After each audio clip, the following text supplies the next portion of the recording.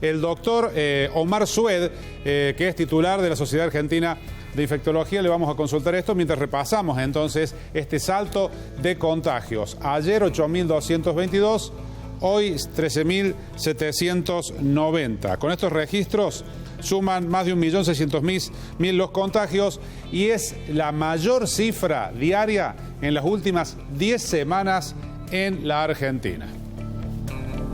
Hola, ¿qué tal? ¿Cómo les va? Muchísimas gracias por la invitación.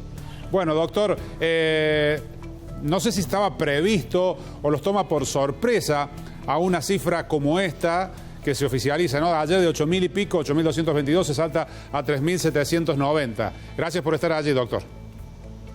Sí, muchísimas gracias a vos por la invitación. No es que estamos diciendo de hace varias semanas, antes del inicio de las fiestas, el gran riesgo que implicaba tener estas fiestas como si hubiera sido un año normal. Habíamos dicho y hemos venido repitiendo que con este año que ha pasado, las fiestas también iban a ser diferentes o tenían que ser diferentes, porque además, a diferencia de otras festividades o de otras situaciones puntuales como las manifestaciones o el velorio de Maradona, las características de estas fiestas es que se repiten, que uno se junta la mitad, digamos en Navidad con la mitad de una familia y en Año Nuevo con la otra mitad de la familia, y después los abuelos con los niños en Reyes, ¿no?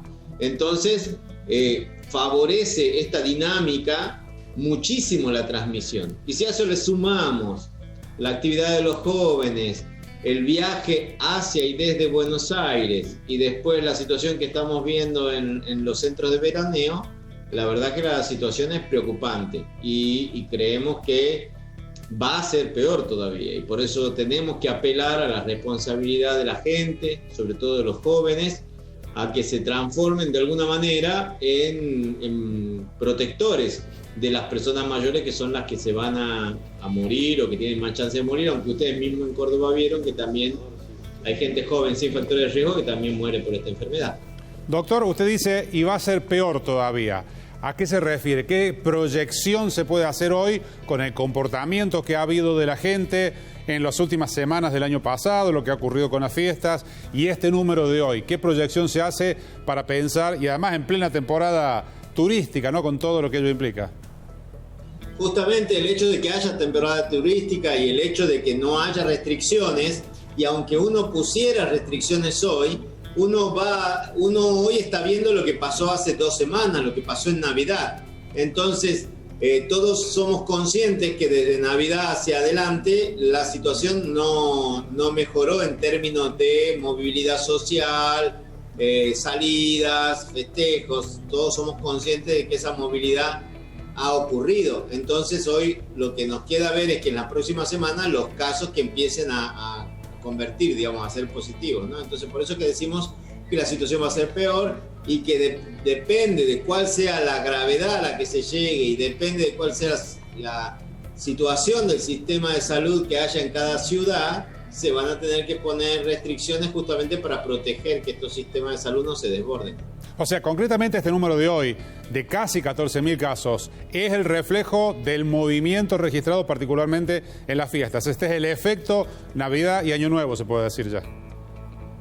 Claramente Navidad sí, lo de Año Nuevo lo vamos a estar empezando a ver mañana y pasado, porque es habitualmente la semana después el mayor aumento, el 90% de los casos que se empiezan a positivizar. Pero claramente sí, lo que estamos viendo ahora es Navidad. Doctor, y por ejemplo, cuando se habla de la necesidad de restricciones, lo acaba de mencionar usted, por ejemplo, en los centros turísticos que están llenos de gente, como la costa atlántica, algunos lugares de las sierras y demás, ¿hay una recomendación posible de que se interrumpa el movimiento turístico o que se pongan restricciones con la gente que ya se ha desplazado? ¿Cuál sería la manera de encararlo en un momento tan especial del año como es este? Claramente la situación es muy difícil de manejar porque hay gente que se desplazó, que está ahí, que quiere disfrutarlo, que quiere pasarla bien, y generar, digamos, estas restricciones va a generar mucho mal humor, mucho impacto económico.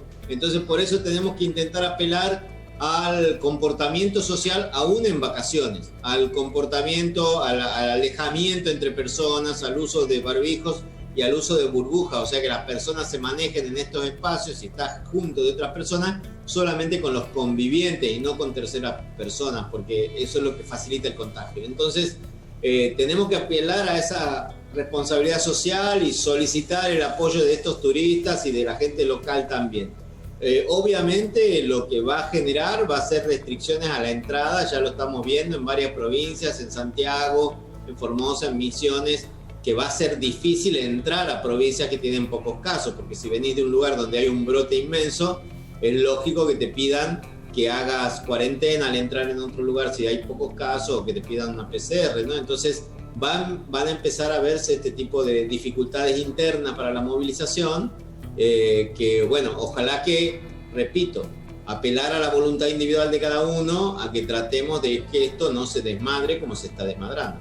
¿Usted qué le aconsejaría a una familia, a una persona que nos está viendo en estos momentos, si es posible, en función de su rutina de vida, quedarse en casa, hacer su propia cuarentena como fue al comienzo, o mantener una vida cercana a lo normal? Porque si uno se quiere cuidar en este momento con este pico que está viendo.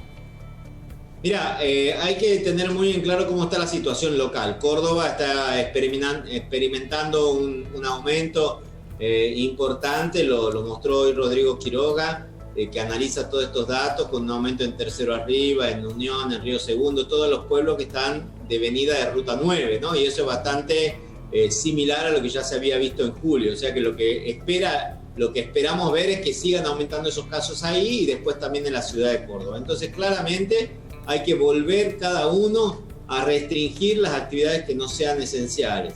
Si vas a salir a comer, porque está permitido salir a comer, intentar salir solamente con tu grupo familiar, con tu grupo de convivientes.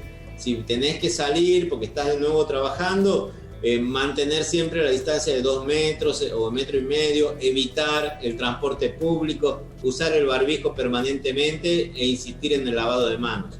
Si hacemos eso, todos nosotros, el impacto de la transmisión va a reducirse. Pero si vemos cómo hay en La Calera una fiesta de 3 días seguidos, o como vemos en Santa Fe, una embarcación casi hundiéndose por la cantidad de jóvenes festejando encima de esa embarcación, va a ser difícil que no se contagien algunos de estos chicos y que estos chicos vuelvan a sus trabajos y contagien personas de sus trabajos, que van a contagiar personas mayores, que después son las que van a morir. Le pido ampliar un poquito el detalle que tiene que ver con Córdoba, porque se está conociendo toda esta información en los partes de esta hora. En función del informe que les ofreció Rodrigo Quiroga, en todo el corredor de la Ruta 9, así como pasó en el pico anterior, está habiendo casos en Río Segundo, en Belleville, Departamento Unión, todo ese corredor de ciudades y localidades entre Córdoba y Santa Fe y Buenos Aires, digamos. Así es, esto empieza ya desde los primeros quincenas de diciembre y bueno, hay que ver cómo se va manifestando en los próximos días. Doctor, la vacuna no alcanza a llegar para frenar una fuerte segunda ola, ¿no? Sí, quería aclarar algo que habíamos dicho, no viene lenta, la vacunación viene bastante bien para lo que estaba planificado. Hoy ya hay 40.000 casos vacunados con respecto a 30.000 que había el 1 de enero, ¿no? Entonces la verdad es que el programa de vacunación venimos 7º en el mundo en cantidad de personas vacunadas en 190 países. Así que eso viene bien, pero como dice usted muy bien, no va a alcanzar. Nosotros, para poder frenar la transmisión de este virus, deberíamos lograr vacunar un 70 o un 80% de las personas, y faltan mucho para eso, por muchas causas. Por empezar, porque no hay vacunas en el mundo que puedan llegar. Entonces tenemos países como Chile, que solamente recibió 5.000, Uruguay y Brasil, que no recibieron vacunas porque no hay. Entonces, aun cuando tuviéramos el dinero, que no lo tenemos, sería imposible comprar 30 millones de dosis de vacuna hoy y empezar a darlas, ¿no? Entonces, claro. Sí, nos referíamos, claro, en cuanto a la lentitud nos referíamos a lo que está pasando en otros países. Por ejemplo, en Italia y en España están hablando de que faltan un par de años para pensar en una inmunización de la población lo suficientemente importante como para pensar en una salida a esta situación, ¿no? Y otros países también. Exactamente, y además lo que no sabemos es cuál es la duración de estas vacunas. Claro. Si dentro de 6 meses las tenemos que repetir, o si dentro de 6 meses que vamos a estar nosotros empezando a terminar de vacunar a todas las personas que deberían vacunarse, si esa inmunidad se sostiene o no se sostiene. Doctor, se lo nota muy preocupado, ¿no? Si bien es todo preocupante en esta pandemia, pero en este momento se nota a los especialistas con estos números que está viendo del comportamiento de la gente, que hay una preocupación, ¿no? Sí, la aceleración de los casos es demasiado alta, es mucho más alta que el pico que se vio en el aumento de las provincias en septiembre. Entonces esto asusta mucho porque puede de alguna manera saturar los sistemas. La verdad que estamos preocupados porque estamos todos muy cansados, todos queríamos empezar el año 2021 y cerrar una historia y empezar, y parece que eso se tradujo en dejar de cuidarse e intentar tener una vida totalmente normal. Nosotros en los hospitales estamos muy cansados y no hay, digamos, es muy difícil sostener este nivel de esfuerzo desde marzo sin parar, ¿no? Yo lo veo cotidianamente en los compañeros que están en la guardia o en la terapia intensiva. Yo estoy solamente en infectología, de alguna manera es más fácil, pero la situación en los hospitales, que ahora tenemos que empezar otra vez a abrir salas de COVID que habíamos cerrado, que otra vez tenemos que empezar a designar personal específico para esto, o esta mañana en el centro de testeo del hospital donde yo trabajo, que había una cola hasta la esquina, digamos, casi una cuadra de cola para hacerse un hisopado, es muy preocupante, claramente. Doctor, ha sido muy amable, ha sido muy claro y bueno, quisiéramos dejar de hacer estas entrevistas, pero todo indica que vuelve la necesidad de estar alertando a la gente e informando datos preocupantes como el de esta jornada. Ha sido muy amable, como siempre. Gracias, Omar. Un abrazo muy grande, saludo a todo el pueblo de Córdoba. Gracias. Bueno, muchas gracias, doctor.